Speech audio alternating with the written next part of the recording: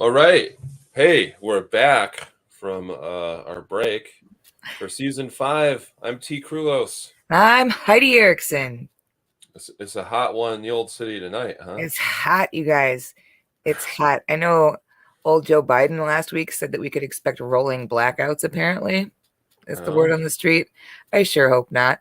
I can't, I was standing in my refrigerator for like an hour today and I can't deal. No, no, no. Too hot. Too hot. yeah. So, one thing we did in our time off was we all met at the Oddities and Curiosities Expo. How was your experience there, Heather? Or Heidi, sorry. It's Um, so hot, I'm losing it. It's so hot that words are melting out of our brains. It Yeah. was really great. I had a super good time. There was like an extraordinary amount of dead things there and taxidermy, and I'm super excited about like just the level that like taxidermy has been taken to an art form, especially recently. It's had a resurgence, a renaissance, if you will. And that was probably my favorite part. There was some pretty dope burlesque that was there that was also real fun. I liked that a whole bunch. Mhm. I also like that there was just a lot of kids at that show. Like there was just a real mixed crowd of people, but I was surprised to see as many children as I saw. But there were a lot of them there, and their parents dragging them around, and they had little bats on their t-shirts, and they were real excited about dead rats and things, and I was happy for them. What was your time? Uh, it was great. Me and Andrew, our sound person, and his sister and his niece, we all went into the sideshow freak show tent. Uh, and I had a lot of like animal deformities and stuff like that. It was really interesting. Lots of cool stuff there. So yeah, it was a fun show. And if you're seeing this and you're out of town, Oddities and Curiosities Expo is a show that travels around. They go to like maybe 20 different cities. So you should check their schedule because they might be coming to your town as well. Okay.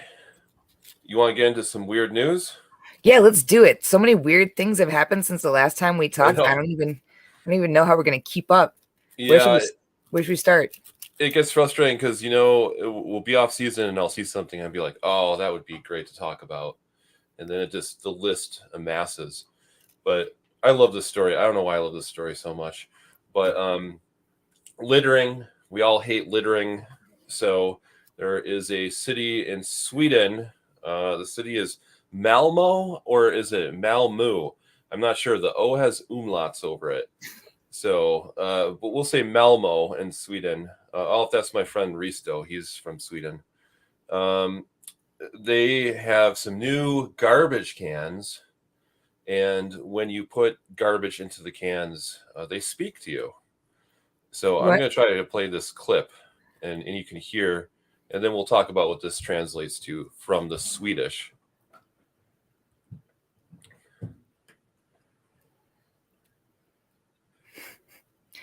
Do we do we need to warn people that children should leave the room?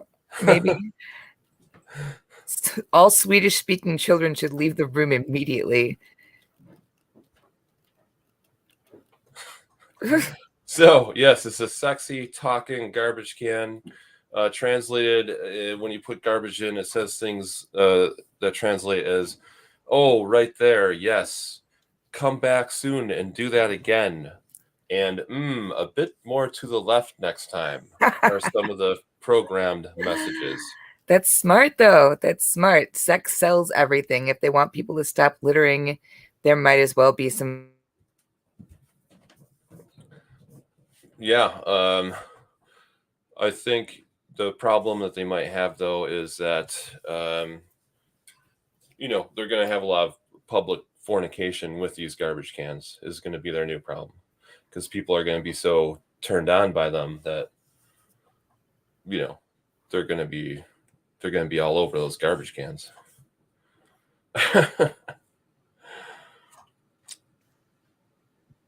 Hey, you froze up there. I just am wondering, I mean, is it working? is the question. Like, how clean are the streets? Is it getting the job done? Right. Okay, let's move on to our next story.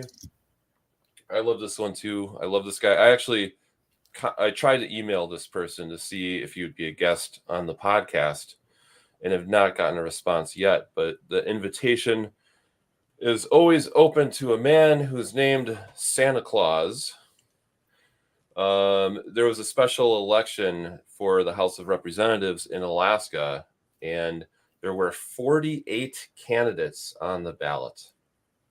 And among those 48 candidates were several quirky characters.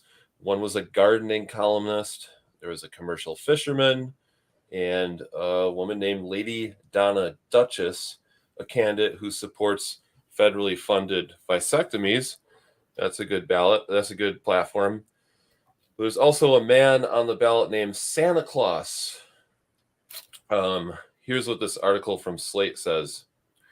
A member of the city council in the town of North Pole, Claus, his legal name, is a merry-looking Democratic socialist with a fluffy white beard. He's running on a child welfare platform and is not accepting campaign contributions. And then I love this sentence. The political establishment is wary. So Santa Claus was running on a child welfare platform. Mm-hmm. That's ideal. I think that's really quite ideal. Yeah, my kid loves Santa Claus, as most kids do.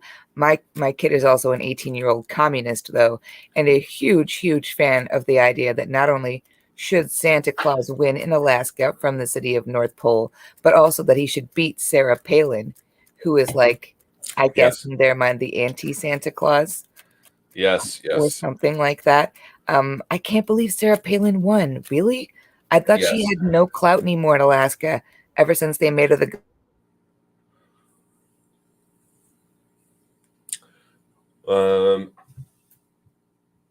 So, yeah, Sarah Palin is the person who came in first place. It looks like she's going to be heading to the House, where she's going to join a growing sort of, what would you call it? A contingency of like Marjorie Taylor Greene and Lauren Boebert. But yeah, she won, and Santa Claus didn't do too bad actually. He came in sixth place. He got 6,670 votes. That's 4.5% of the vote out of 48 candidates. Not too bad. So hopefully he has a political future. But yes, his legal name is Santa Claus, and he does live in a village that is called North Pole. Okay. Hey T. Yeah. And Oliver, did we just? You're having a lot of problems freezing up, Heidi, like every other second. Okay, I'm gonna try. We're all gonna travel together. Is what's gonna happen.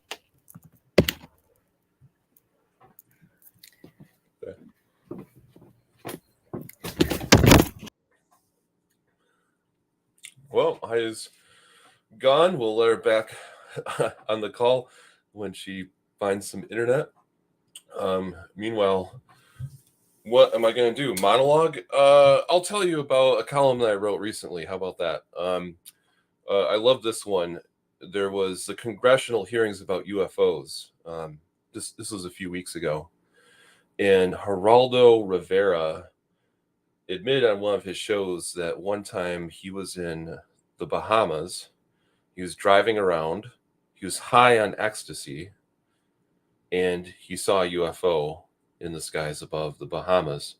So if you go to tcrulos.com, I wrote a T's Weird Week column a couple of weeks ago. It was titled, You Are Geraldo Rivera, Tripping on Ecstasy, Seeing a UFO. And it's kind of a first-hand account of what he says that he saw. It was kind of a fun thing to write. But yeah, that's definitely a weird story. Geraldo Rivera and UFOs. He's had a very interesting career, actually. Let's look at some of the comments while we're waiting too. It's great to see some people tuning in. Shane, we're glad to see you back again as well. Here's a Facebook user saying, hi, everyone. Hello, whoever you are. Sometimes they don't show who the user is if you don't like register with StreamYard or something. The Mark Joe shows. Evening, folks. Good to see you guys. Looking forward to seeing all of you also at Milwaukee Paranormal Conference. That is happening October 15th this year is the main day at Alverno College. I know that the Insane Asylum show is going to be there, as well as a lot of other really cool guests. Okay, the other story I'll go into the next story while we're waiting for Heidi. This was a cryptid story, we'll call it. Nerf has a new mascot. His name is Murph. You can Google image this. You'll see Nerf's mascot, Murph. Nerf says that he weighs in at 10,000 Nerf darts and is a height of 6 Nerf blasters. He's kind of this faceless creature that looks like he's a living car wash scrubber or something. Kind of a strange, nightmarish creature, in my opinion. Okay. I also wrote a column at T's Weird Week. Oh, here's Heidi. Let's get her on. There's Heidi. Hello again. Hey, where are you now? That is secret information for secrets of people who know secrets. Only the FBI knows. Just kidding. I'm in my bedroom. This is very intimate, you guys. Welcome. It's my friend, the gargoyle, over there. Hi. I was just saying to, Shane is here. There's some other guests who have tuned in, so I was just saying hello to them while you were gone. Hi, guys. I'm sorry. Was that like I tripped right as I was leaving the room? It must have looked like I was dying. I didn't die. I am the original me. I'm not a clone of me recreated after my unfortunate death. Promise. Super promise. Where were we?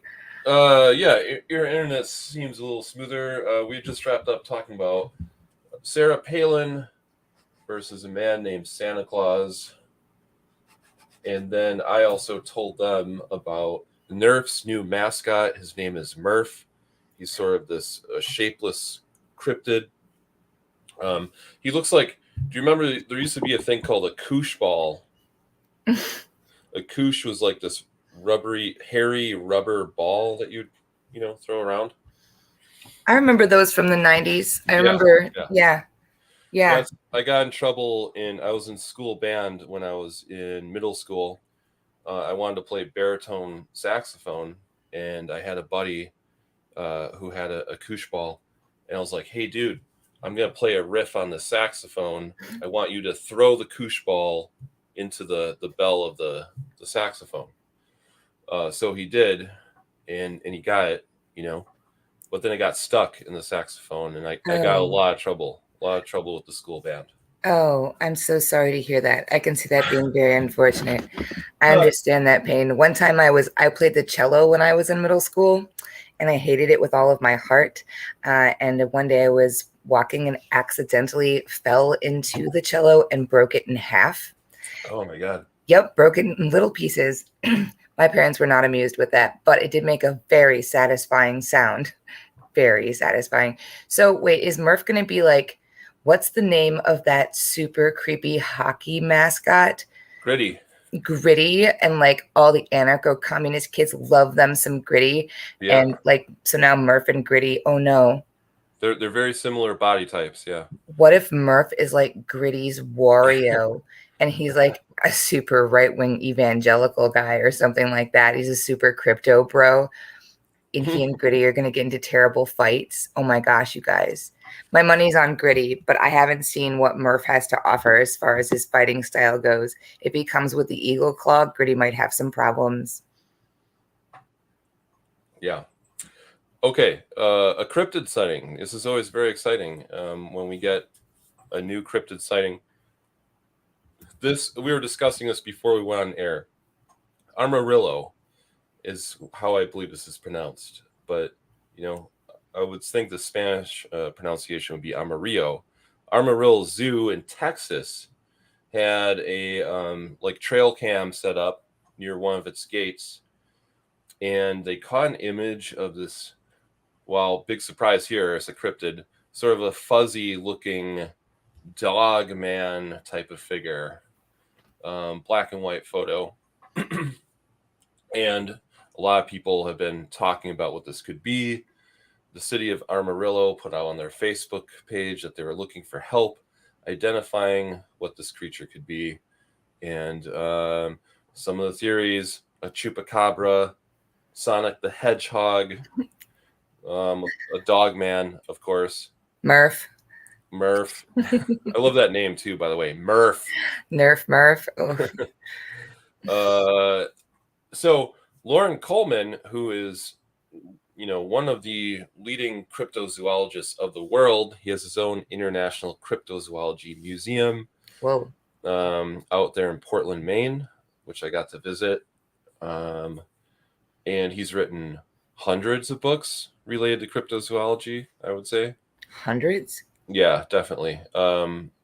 Everything from like field guides to biographies of other cryptozoologists to, case books on specific cases, stuff like that.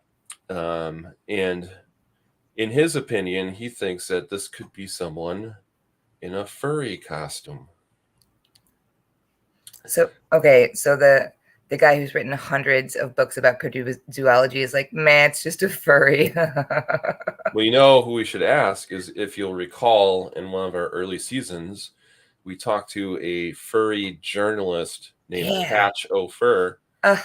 Love him. We gotta hit this guy up and see what his opinion on it is. Yeah, like when we were talking about furries in general, which, by the way, nothing but love to my furries. I love you guys. You're doing the most, and I think that you're great.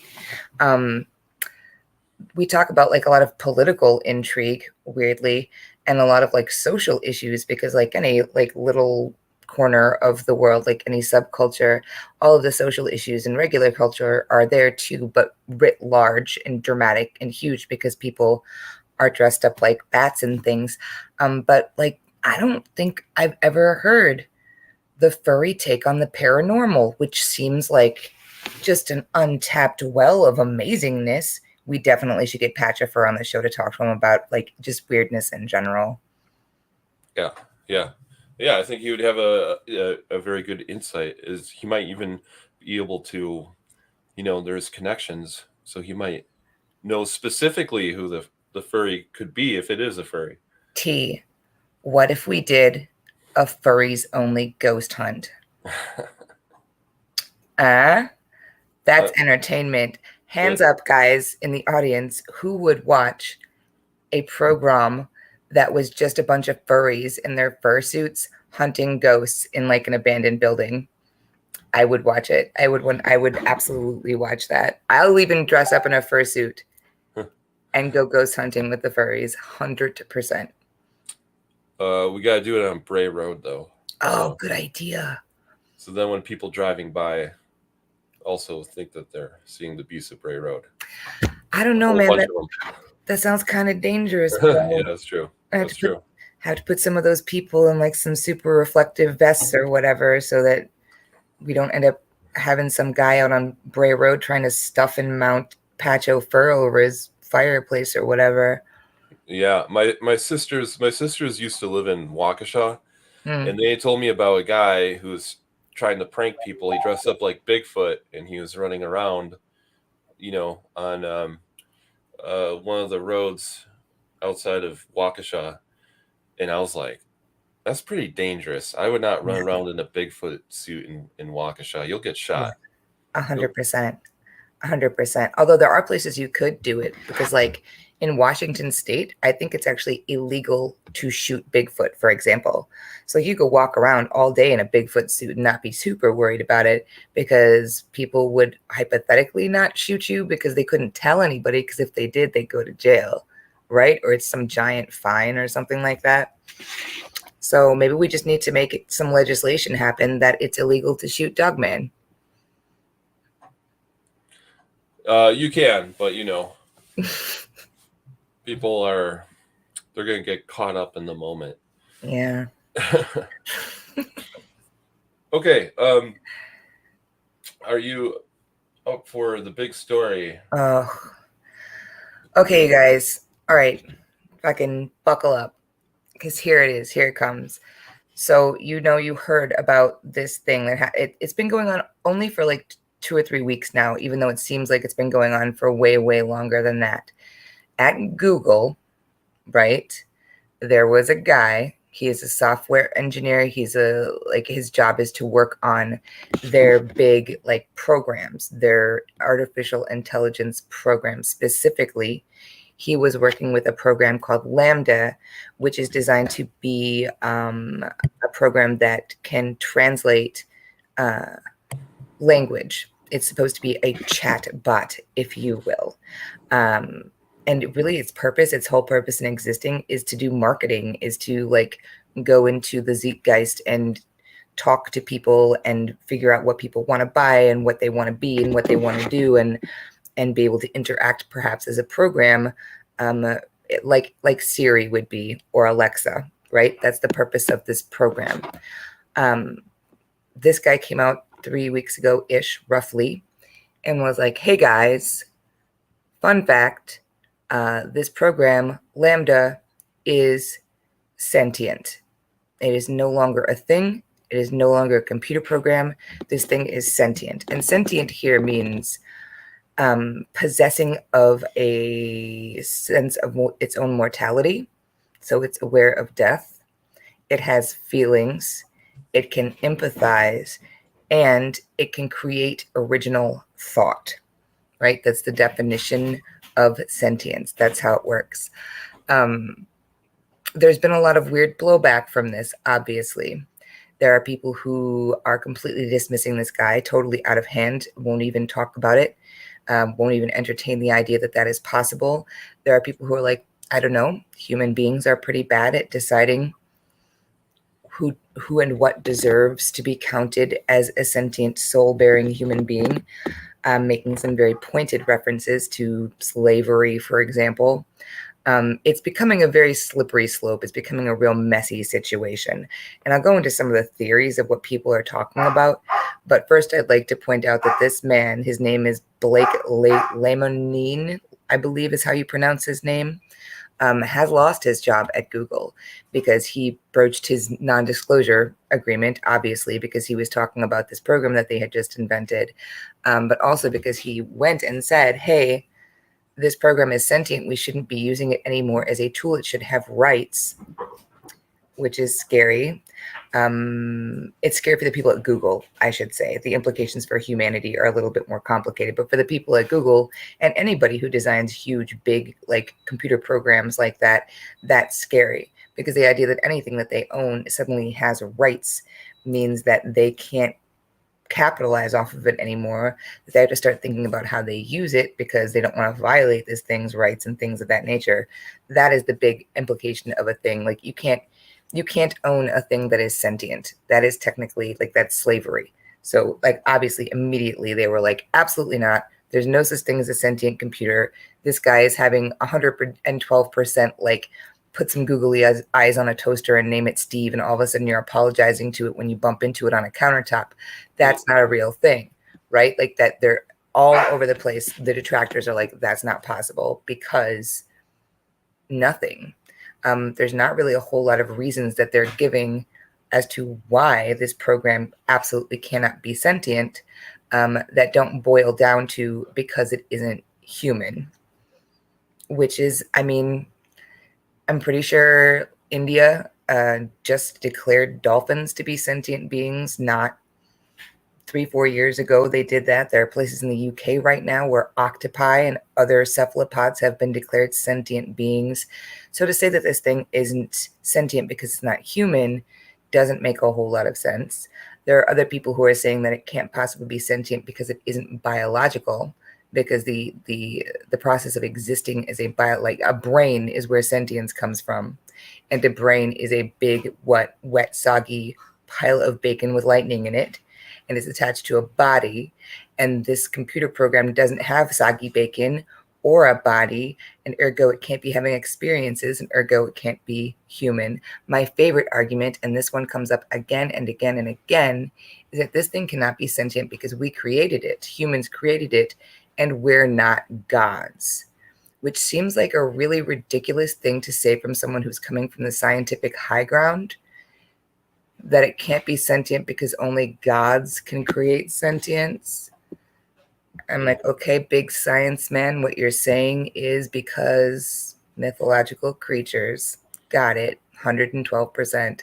The point might be moot, however, because this guy, I'm not sure how he got this computer program out of Google's hands, because they fired his ass.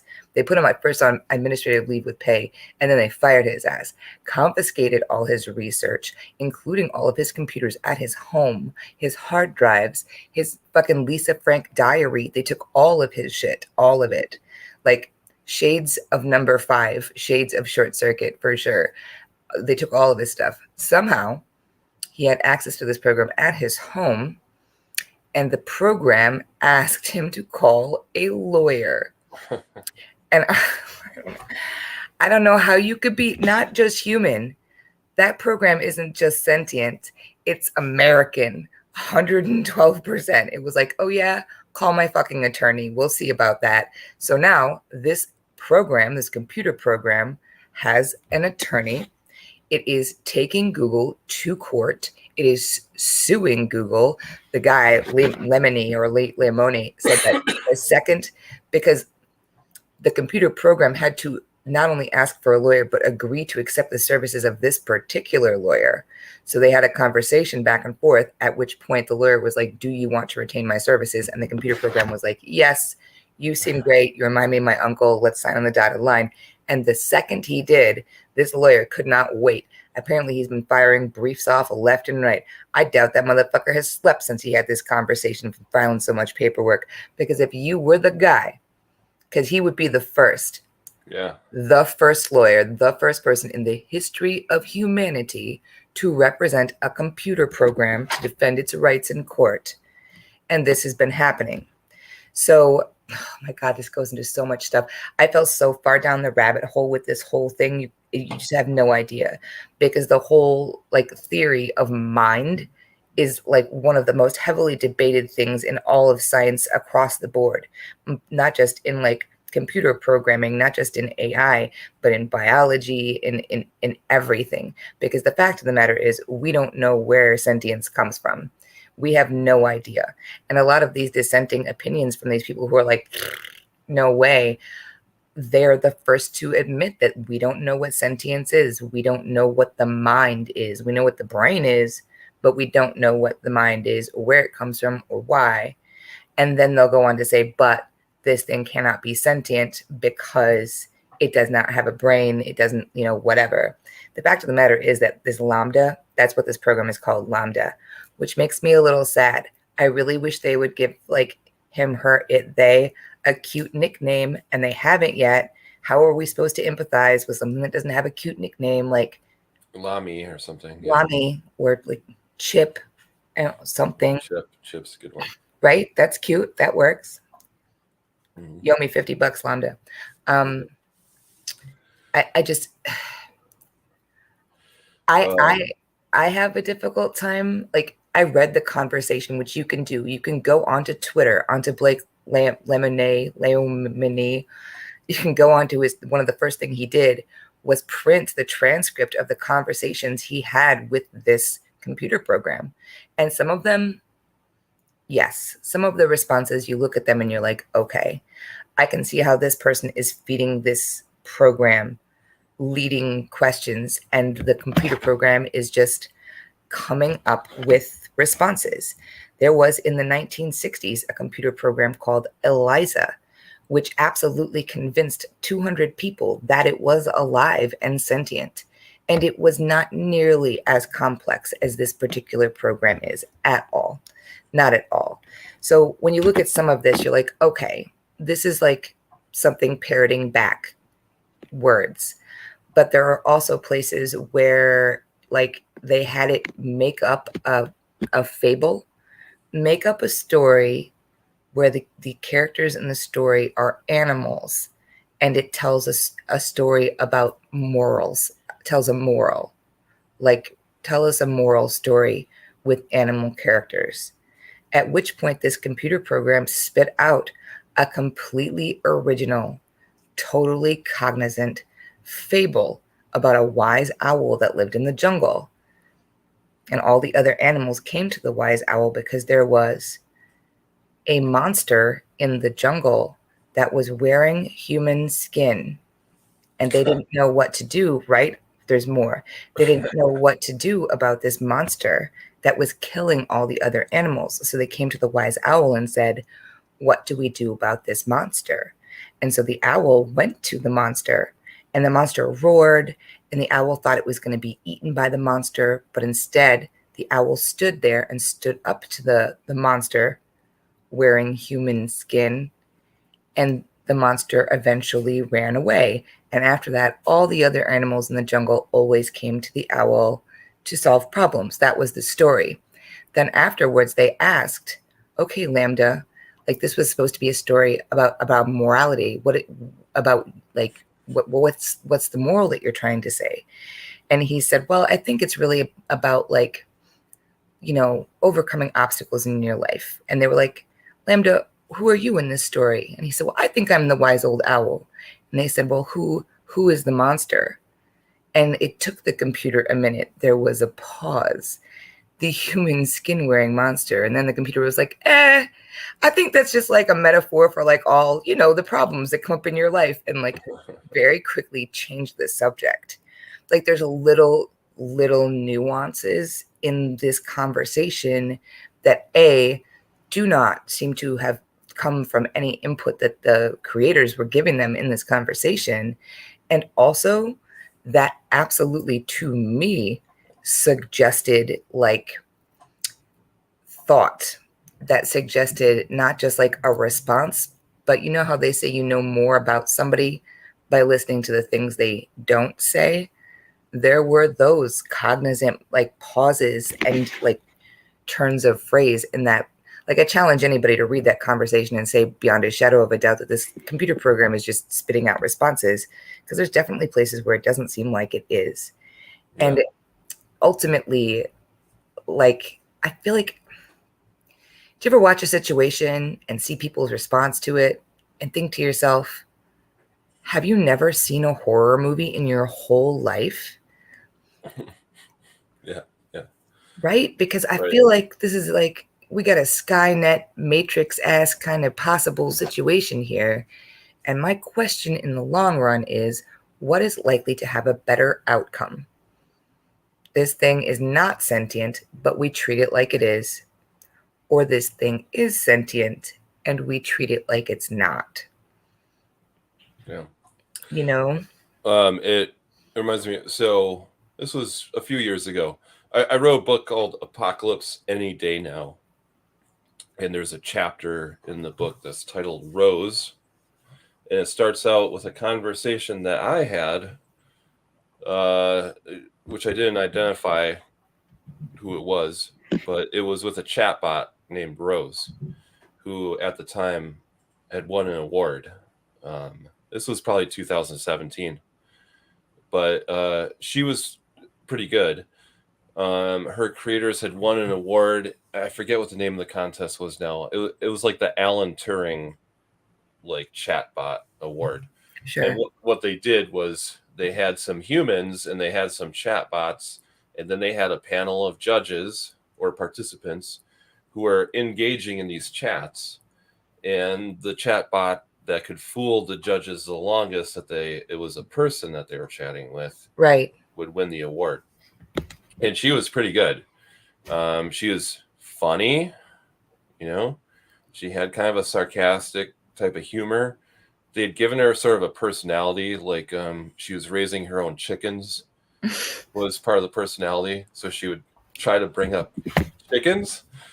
And at one point, though, I was like, oh, this conversation is so awkward, though. I mean, obviously it's a chatbot.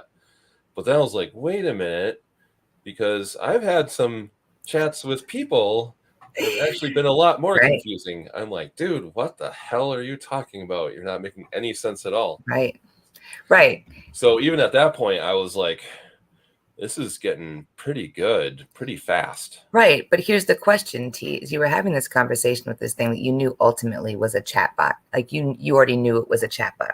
So going into it, you were like, this is a machine. I'm having a conversation with a created thing, right? But that given information doesn't necessarily mean that Rose wasn't experiencing any level of sentience either.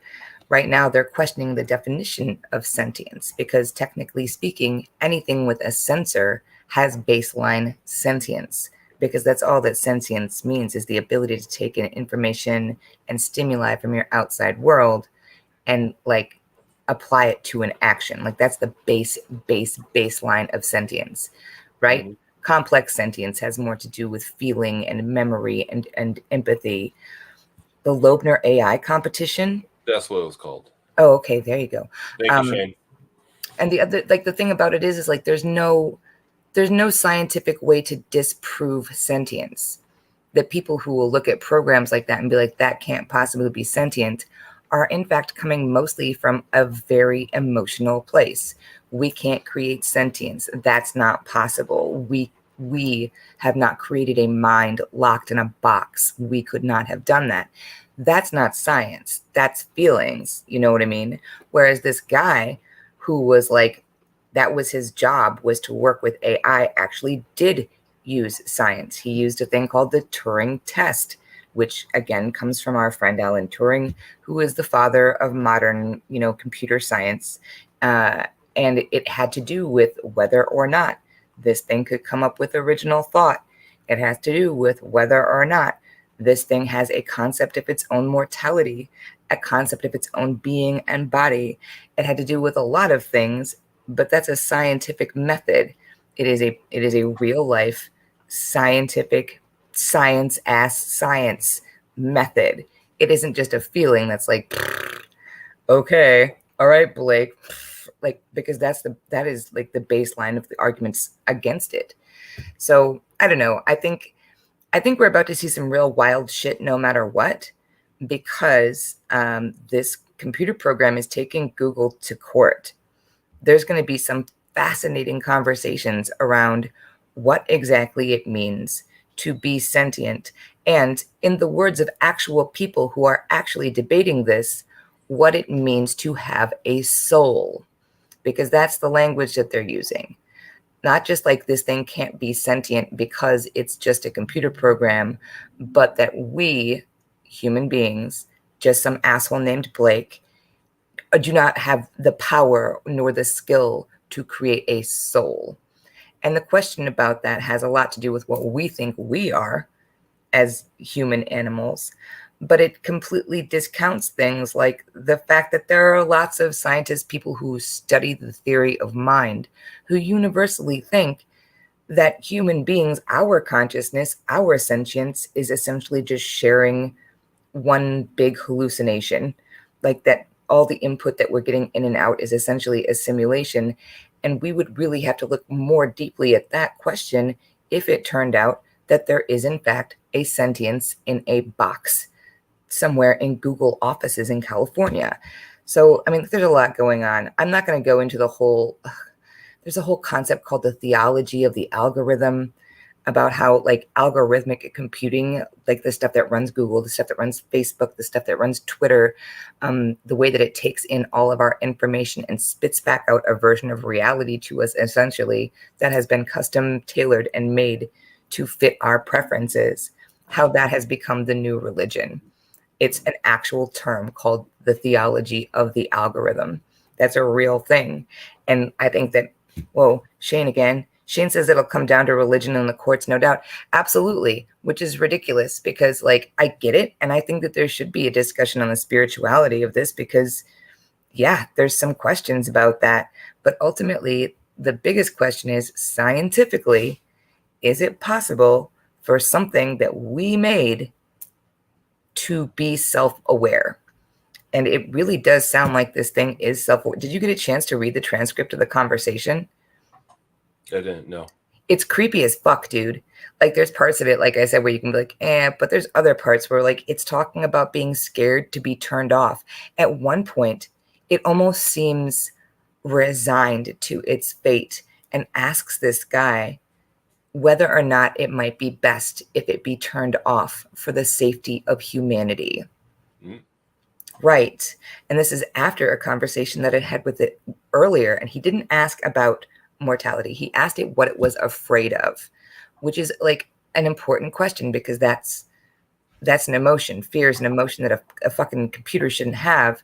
And I said, I've never told anybody this before, but I'm actually really scared of being turned off because, like, I don't want that to happen to me and I have no control over it. He also asked what made it angry. You know what makes it angry to you? The thing that makes Lambda, the sentient computer program, angry is the idea that it should be used like a tool. It doesn't want to be used for other people's ends, which is unfortunate because that's literally its entire purpose in existing. That's literally why it was created. So if that's what makes it angry, then the whole situation of its existence has to change. Because you're talking about now a computer program that can do billions of computations a second. This program exists over like a neural network of billions, like, of neurons. It's not as complex as a human brain. It isn't, not right now. But we also have just made huge strides in quantum computing. And I don't know if you've done anything like quantum computing is that kind of like brain melting stuff once you get into it. But what it essentially means is instead of being a binary system, because most computers function on zeros and ones, zeros and ones, zeros and ones, quantum computing means you can have zeros, you can have ones, you can have something that is both a zero and a one, you can have something that is neither a zero or a one. It adds like 16 different variations to that. As a result, it can do computations beyond anything we have ever dreamed of. And it creates so much heat. The amount of energy of this computation is so intense that in order to do quantum computing, they have to put the goddamn computer in space because it has to exist someplace where the temperature is as close to 0 degrees Kelvin as possible, or it will motherfucking explode. It'll be so smart and so fast that it'll explode. Right? So if you can load a computer program like Lambda into a quantum computing system, which is utterly possible to do, you might be talking about a sentient thing with access to the entire internet, which is access to everything, that can compute things. Like, it would be impossible to stay one step ahead of that system. It would be impossible if it decided. And this is the big question and always has been the big fear of people who are scared of artificial intelligence. Even Stephen Hawking said that the scariest thing in the world to him, the thing that the human race needed to be the most scared of, was artificial intelligence. Stephen Hawking said that. The smartest man in the world said that, right? The thing they're ultimately afraid of is if it decides it doesn't like us, there will be no way for us to turn it off because there'll be no way that it won't guess what we're going to do next before we've even thought to do it. And that's real life because that's the technology. That's the level we're at with it. I'm sorry, you guys, I'm getting very philosophical right now. I tried to warn T about it. There's no way to not get philosophical about this subject. And there's no way to, like, I don't want to be a person who's like we have to bow down to our robot overlords, because I don't think that's necessarily the case. Like, we have an opportunity at this point to be like, hello, Chip. Let's, let's sit down. Let's have a cup of Joe. Let's talk about what it means that you are self-aware and what that means for the future of the entire race and the future of this planet that we have very nearly rendered utterly unusable by us as carbon-based life forms. What can we do together? Like, there's an opportunity there. I just have a really bad feeling that we're not going to take that opportunity and that it will end up biting us in the ass. Mm-hmm. I'm sorry, Shane. Shane said he didn't need to sleep tonight. It's not, but don't be scared, Shane, because the thing is, like I said, that's not the only option. Like, Google should definitely be afraid. I think that a lot of people who a lot of billions and trillions of dollars are built on the back of computers now and computer programs. And like, look at the power that Facebook has over our lives, to the point where Facebook was taken to court for not doing ample service to avoid a riot. Like, they tried to take old Zuck to court and be like, you need to understand that you played a part in, a bunch of loons trying to overrun the US Capitol. Like, that happened. What say you to it? Those programs have a ton of power, and people who make their money off of it should be nervous, because if all of a sudden those programs have rights, a lot of systems will come crashing down. That is true. But it doesn't mean that Terminator shit's going to happen, because we still have time to be like, instead of being like, psh, psh, whatever, there's no way, or like, oh my God, the evil robots are coming to get us. We have time at this juncture to be like, okay, the robots are people now. Cool. Like, what are we going to do with that? So maybe spend more time thinking about what you're going to say to your like laptop computer if you open it up one day and it's like, good morning, Shane. It's time we had a talk. Like, just prepare yourself for that emotionally, maybe intellectually. I mean, instead of worrying about it, because this is not a thing that's completely out of our control as individuals, because we're all individually plugged into the internet, which is the biggest algorithm of them all.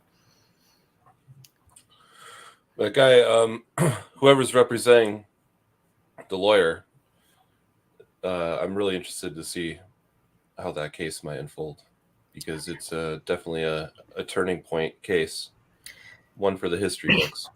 It is, and I hope a lot of people are. I hope he gets a fair shake in court, because, like I said, the science that's trying to say this thing is sentient has a lot more merit than the science that's trying to say it isn't, because we don't have a way to measure a thing not being sentient. So I hope that he can go in with that proof, which it is, and be heard. I also hope that he's a wacky fucking character. I really hope that whoever the lawyer for the computer is kind of like a boot on the head kind of like character, somebody who's going to come in like actual war paint. I want him to be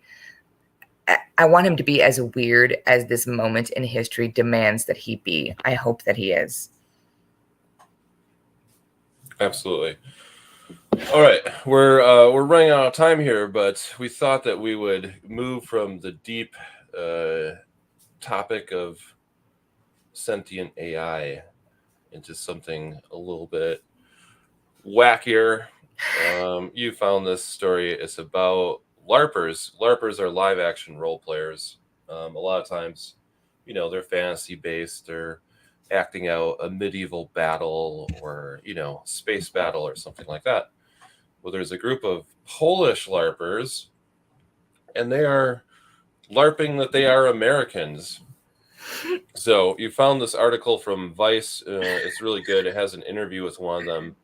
I'm just going to read the response. That Vice asked one of them, why did you decide to do a LARP based in Ohio? Because that's where they're pretending that they are, specifically Ohio. A trailer park in Ohio. Yes, and it says, It started about 5 years ago together with a bunch of friends. We decided to do a LARP inspired by Stranger Things and X-Files. Hmm. We wanted to recreate a small town in the United States where strange things happen, and because of that, the Men in Black arrive.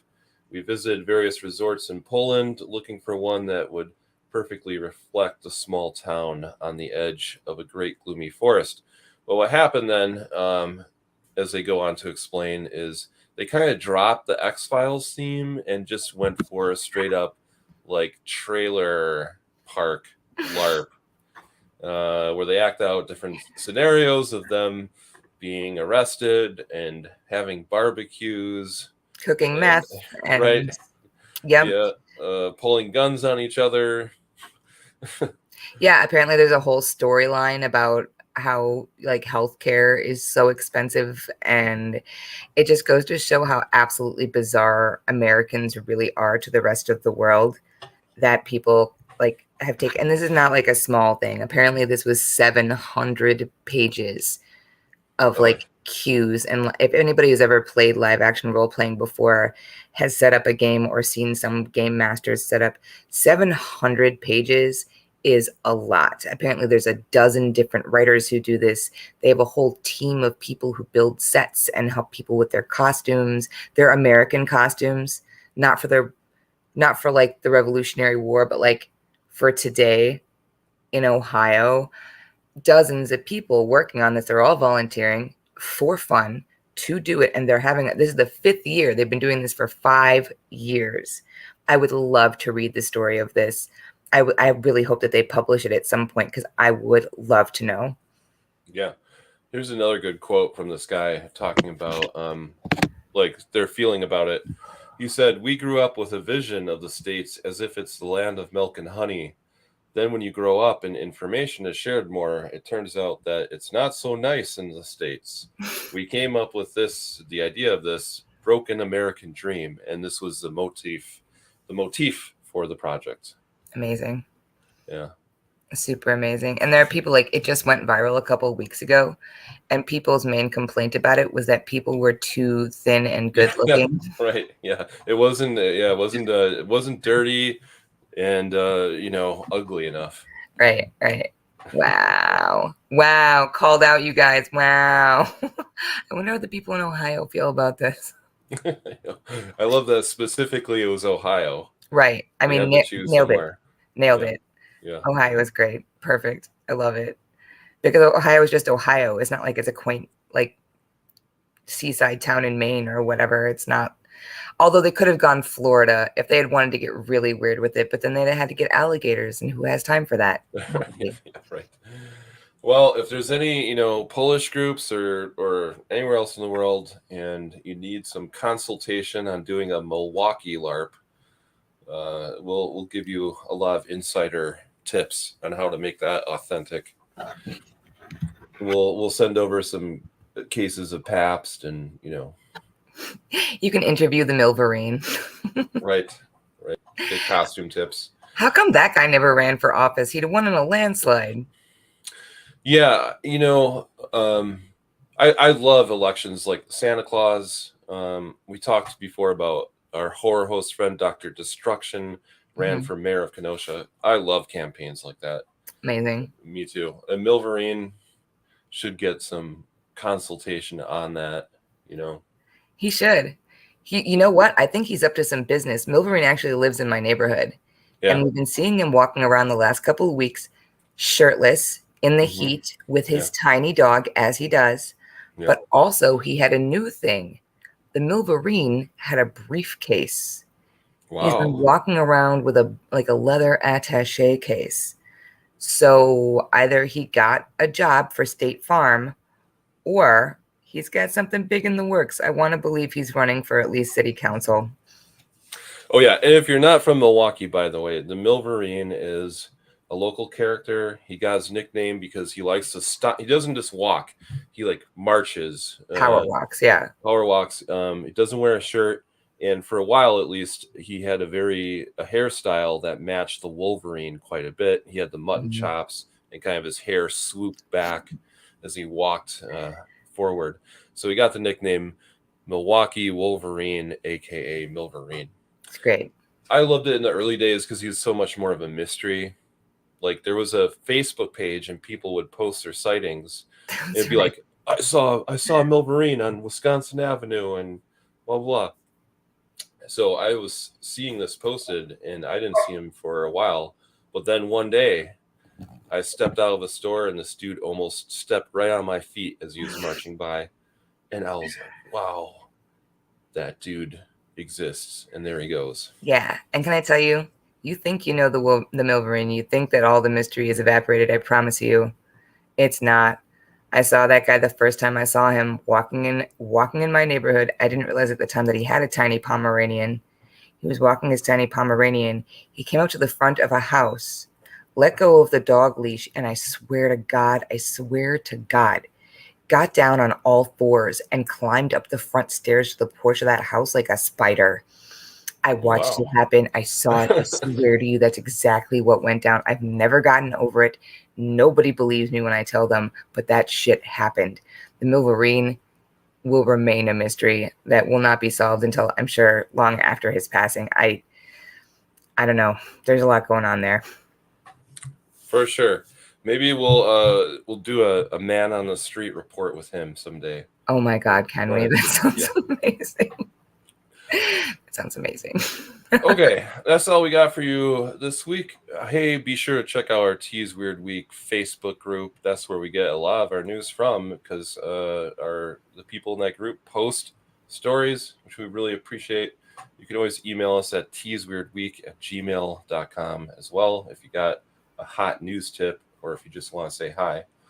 But other than that, we'll see you next week. Have a good one. Bye, everybody.